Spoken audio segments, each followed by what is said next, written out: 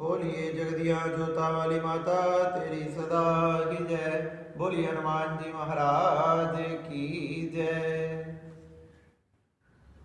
हम सबने गुप्त नवरात्रों में 10 महाविद्याओं में से 9 महाविद्याओं के बारे में चर्चा की।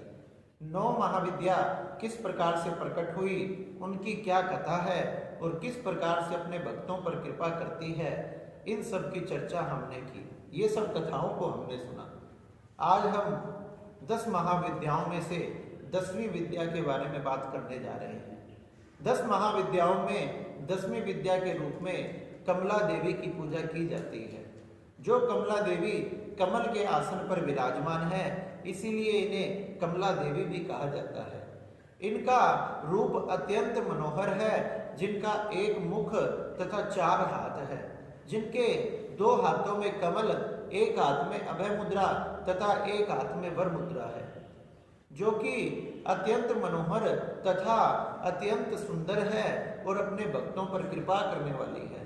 ये सौभाग्य तथा संतान को देने वाली, धन की वृद्धि करने वाली, अन्न की वृद्धि करने वाली है।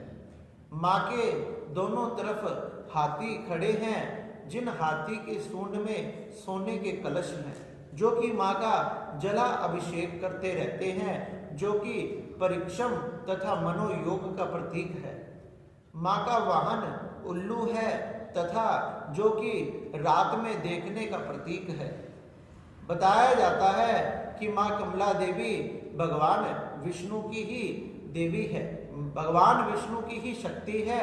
कमला देवी को ही लक्ष्मी माता तथा श्री भी कहा जाता है। बताया जाता है कमला देवी अपने भक्तों के सारे दरिद्रता को हर लेती है तथा उनके घर में धन दान की वृद्धि करती है। बताया जाता है कथा अनुसार एक समय दुर्वासा ऋषि के श्राप के कारण सभी देवी देवता श्रीहीन हो गए। सभी देवी देवता लक्ष्मीहीन हो गए। श्रीहीन हो जाने के कारण उनके पास दरिद्रता आ गई। सभी प्रकार के अन्न, आभूषण, धन, वैभव आदि सब चले गए। सब बड़े चिंतित हुए कि अब हमने क्या करना चाहिए, हमने क्या करना चाहिए। श्रीहीन होने के कारण ही दैत्यों ने उन पर आक्रमण कर दिया और आक्रमण करके उनको जीत लिया। सभी भगवान नारायण की शरण में गए कि हे नारायण भगवान, अब हमने क्या करना चाहिए। नारायण भगवान ने कहा कि तुम समुद्र का मंथन करो, उसमें से 14 रत्न निकलेंगे। उन 14 रत्नों को पाकर तुम फिर से दैत्यों पर विजय प्राप्त करोगे। उस अमृत को पीकर फिर तुम अमर हो जाओगे तथा फिर दैत्यों को पर विजय प्राप्त करके अपना अधिकार वापस ले लोगे। इस प्रकार से भगवान नारायण के कहने से सभी ने समुद्र मंथन किया और उन्हीं समुद्र मंथन के दौरान 14 रत्नों में से एक रत्न माँ कमला देवी प्रकट हुई। माँ कमला देवी श्री स्वयं लक्ष्मी प्रकट हुई, जिन्होंने प्रकट होकर विवाह का प्रस्ताव रखा तथा भगवान नारायण के साथ विवाह किया। माना जाता है कमला देवी ने श्री विद्या की उपासना की, क्योंकि वो सभी देवी देवताओं में विशेष स्थान प्राप्त करना चाहती थी।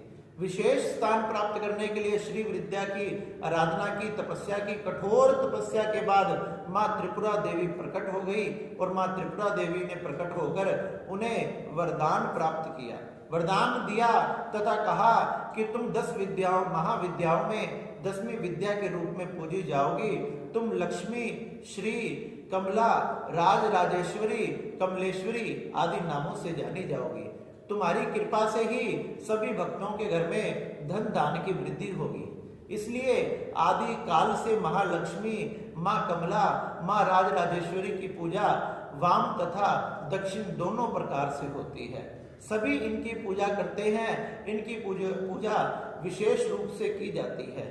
हमारे घर में किसी प्रकार की कमी ना हो, इसलिए लक्ष्मी मैया का नमन किया जाता है, लक्ष्मी मैया को प्रणाम किया जाता है। और विशेष तौर पर दीपावली के उत्सव पर सभी लक्ष्मी मैया का पूजन करते हैं। इस प्रकार से माँ कमला देवी 10 महाविद्याओं में सबसे शक्तिशाली विद्या है। इनके बिना सभी श्रीहीन तथा लक्ष्मीहीन हो जाते हैं, और जो मनुष्य लक्ष्मीहीन ही हो गया वो इस संसार में क्या करेगा, क्योंकि बिना लक्ष्मी के इस संसार में कुछ भी कर पाना असंभव है।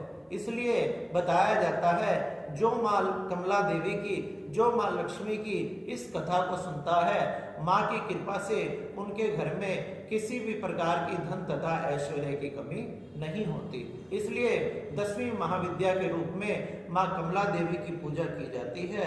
बोलिए लक्ष्मी मैया की जय।